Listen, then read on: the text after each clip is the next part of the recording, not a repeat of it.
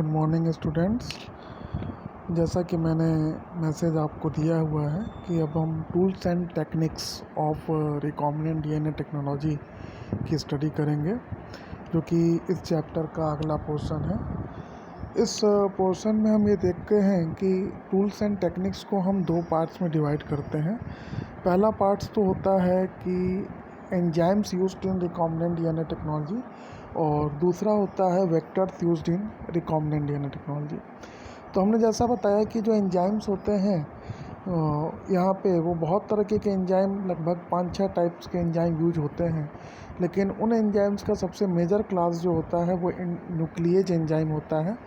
और जैसा मैंने पहले भी डिस्कस किया है कि न्यूक्लिएज एंजाइम वो एंजाइम होते हैं जो फास्फोडाइस्टर बॉन्ड को तोड़ करके न्यूक्लियोटाइड को 1 बाय 1 अलग अलग करते हैं।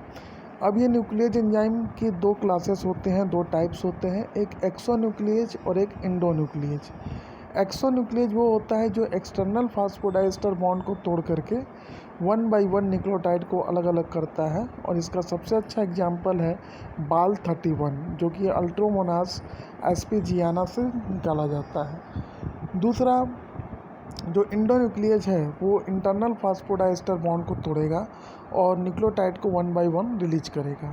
बहुत सारे इंडोन्यूक्लिएजेज हैं, लेकिन हम जो कि रिकॉम्बिनेंट डीएनए टेक्नोलॉजी में एक्सपेरिमेंट्स में यूज करते हैं, उनमें जो सबसे कॉमन सा रेस्ट्रिक्शन इंडोन्यूक्लिएज है वो रेस्ट्रिक्शन इंडोन्यूक्लिएज है। और ये जो रेस्ट्रिक्शन इंडोन्यूक्लिएज होता है ये सभी के सभी बैक्टीरियल सेल से निकाले जाते हैं, सभी के सभी बैक्टीरियल सेल से ही निकाले जाते हैं।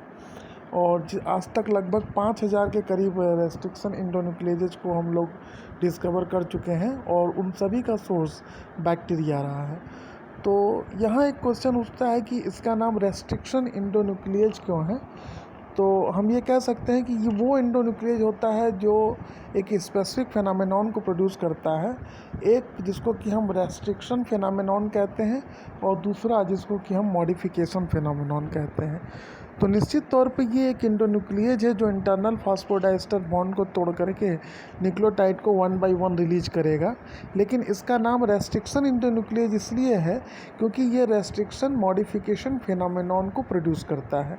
अब रेस्ट्रिक्शन मॉडिफिकेशन फेनामेनॉन क्या होता है ये हम लोग इस टॉपिक में डिस्कस करेंगे।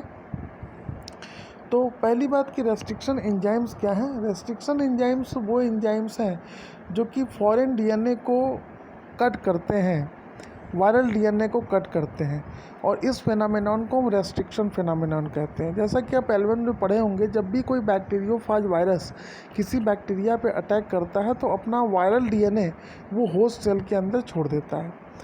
तो होस्ट्स के अंदर से, बैक्टीरिया के अंदर से एक एंजाइम रिलीज होती है जिसको हम रेस्ट्रिक्शन एंजाइम कहते हैं, और ये रेस्ट्रिक्शन एंजाइम उस वायरल डीएनए, उस फॉरेन डीएनए को कट कर देती है, डाइजेस्ट कर देती है, और इस तरीके से वो बैक्टीरिया उस वायरल डीएनए से अपने आप को प्रिवेंट कर लेता है। तो इस फेनामेनॉन को हम जेनेटिक्स में रेस्ट्रिक्शन फेनामेनॉन कहते हैं, रेस्ट्रिक्शन फेनामेनॉन कहते हैं।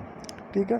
अब मॉडिफिकेशन फेनामेनॉन क्या हुआ कि अगर ये जो एंजाइम जो रिलीज हुई है बैक्टीरिया से, रेस्ट्रिक्शन एंजाइम जो कि रेस्ट्रिक्शन फेनामेनॉन को प्रोड्यूस की है, अगर ये एंजाइम वायरल डीएनए को कट कर सकती है, फॉरेन डीएनए को कट कर सकती है, तो ये निश्चित तौर पर होस्ट के डीएनए को भी कट कर सकती है। तो क्या कारण है कि हमारा बैक्टीरिया का डीएनए वो कट नहीं होता है, लेकिन हमारा वायरल डीएनए कट हो जाता है इस एंजाइम की वजह से? उसका रीज़न ये है कि हमारा जो बैक्टीरियल डीएनए है उसका मॉडिफिकेशन हो जाता है, और ये मॉडिफिकेशन जो होता है वो एक एंजाइम है मेथाइलेज, डैम मेथाइलेज, जिसकी वजह से होता है। और उसमें डैम मेथाइलेज की वजह से मेथिल ग्रुप आकर के जुड़ जाता है।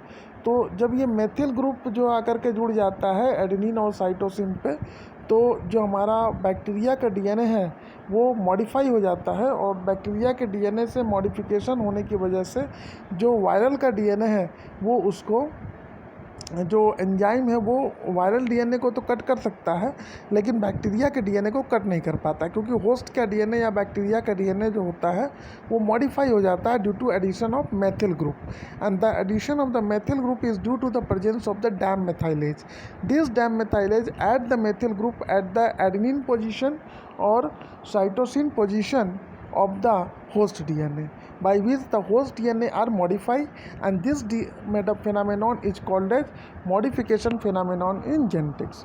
So modification phenomenon is such kind of phenomenon in which the host DNA is modified itself by addition of the methyl group in presence of the dimethylase enzyme. Okay तो इस तरीके से ये दो फेनामेनॉन हैं. एक रेस्ट्रिक्शन फेनामेनॉन जिसमें कि होस्ट डीएनए अपने आप को वायरल के डीएनए या किसी भी फॉरेन डीएनए से बचाता है, और वो जिस एंजाइम की हेल्प से अपने आप को प्रिवेंट करता है, प्रोटेक्ट करता है, उसका नाम रेस्ट्रिक्शन इंडोन्यूक्लियेज होता है. यही रेस्ट्रिक्शन इंडोन्यूक्लियेज जो कि वायरल डीएनए को तो कट कर सकता है लेकिन अपने होस्ट के डीएनए को कभी भी नहीं कट कर पाता. और वो इसलिए नहीं कर पाता क्योंकि वहाँ पर क्या होता है कि जो आपका डायमethylase एंजाइम है, वो डायमethylase एंजाइम वो उस होस्ट डीएनए के एडेनिन या साइटोसिन पर मेथिल ग्रुप को जोड़ देता है, जिसकी वजह से हमारा होस्ट डीएनए वो जो है वो मॉडिफाई हो जाता है और रेस्ट्रिक्शन इंडोन्यूक्लियेज उसको रिकॉग्नाइज नहीं कर पाता. इस तरीके से होस्ट का डीएनए प्रिवेंट हो जाता है. तो इस फेनामेनॉन को हम मॉडिफिकेशन फेनामेनॉन इन जेनेटिक्स कहते हैं. तो ये तो रेस्ट्रिक्शन एंड मॉडिफिकेशन फिनोमेनन हुआ. तो इस तरीके से वो इंडोन्यूक्लियेज का क्लास जो कि रेस्ट्रिक्शन एंड मॉडिफिकेशन फिनोमेनन को प्रोड्यूस करेगा, उस इंडोन्यूक्लियेज को हम रेस्ट्रिक्शन इंडोन्यूक्लियेज कहेंगे. अब अगर हम हिस्ट्री ऑफ रेस्ट्रिक्शन इंडोन्यूक्लियेज में आ जाएं तो बहुत सारी हिस्ट्री है, लेकिन इसमें 2-3 जो साइंटिस्ट हैं जो इम्पोर्टेंट हैं, जैसे डब्ल्यू आर्बर 1960 में इन्होंने वो पहले पर्सन थे जिन्होंने रेस्ट्रिक्शन इंडोन्यूक्लियेज की डिस्कवरी की थी. आर्बर ने तो आर्बर ने first isolate the restriction endonuclease and he got the Nobel prize for this. Smith इन्होंने भी इंडोन्यूक्लियेज की डिस्कवरी की थी, लेकिन इन्होंने जिस बैक्टीरिया से की थी उसका नाम था हीमोफिलस इन्फ्लुएंजी. हीमोफिलस इन्फ्लुएंजी इसलिए भी फेमस है क्योंकि ये वो बैक्टीरिया है जहाँ से पहला रेस्ट्रिक्शन इंडोन्यूक्लियेज आइसोलेट किया गया और जिसका नाम हिंटू था.